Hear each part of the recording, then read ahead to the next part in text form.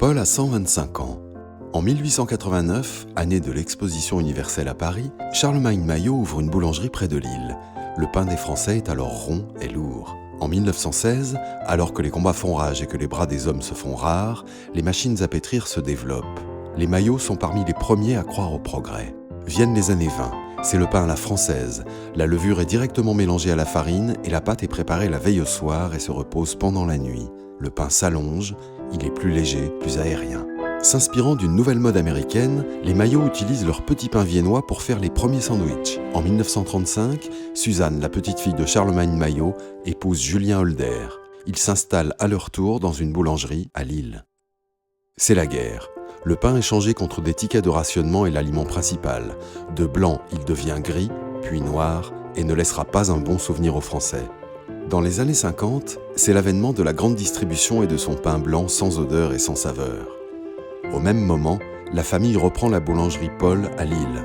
Le nom sera conservé. On y cuit encore le pain au feu de bois. À la mort de son père, Francis Holder, âgé de 17 ans, prend en main le destin de la famille. Il croit dur comme fer au pain à l'ancienne de ses aïeux, un pain plus lourd, à la mie plus jaune et au bon goût de noisettes. D'un coup de génie, il abat le mur entre le fournil et le magasin. Le savoir-faire d'antan est dévoilé. Paul s'est développé et a besoin d'un blé toujours meilleur. En 1980, avec l'aide de 300 agriculteurs, il exhume une variété de blé aux qualités boulangères et meunières exceptionnelles, cultivée dans le respect de l'environnement. Le bon pain, c'est de la farine et du temps. 1987. Paul ouvre le premier salon de thé au sein même de la boulangerie. On peut y déguster pâtisseries traditionnelles, mais aussi tartes et quiches qu'on ne faisait alors qu'à la maison. La boulangerie devient un lieu de vie, plus gourmand qu'un café, plus accessible qu'un restaurant. Paul a l'intuition que le monde entier veut goûter à l'art de vivre à la française.